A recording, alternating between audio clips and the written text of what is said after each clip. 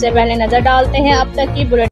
جی بالکل، deputy commissioner Vehari نے اچانک ڈسٹرکٹ ہیڈ کوارٹر ہسپتال وہاڑی کے چلڈرن کمپلیکس کا معائنہ کیا، زیر علاج بچوں کی عیادت کی، بچوں کو ادویات کی مفت فراہمی بارے دریافت کیا۔ بعض ماؤں نے ادویات باہر سے منگوانے کا شکوہ کیا۔ ڈپٹی کمشنر نے ادویات باہر سے منگوانے پر اظہار ناراضگی کیا اور ایم ایس کو فوری طور پر ضروری ادویات کا انتظام کرنے کی ہدایت کی۔ ڈپٹی کمشنر سید آصف حسین نے کہا کہ مفت علاج حکومت پنجاب کی ترجیحات ہے، نوزائیدہ بچوں کی خصوصی نگہداشت یقینی بنائی جائے۔ ایم ایس نے بتایا کہ ہسپتال میں اس وقت ڈائریا کے شکار مریض بچوں کی زیادہ آمد ہے، جن کی بہترین علاج معالجے کے لیے کوشاں ہیں۔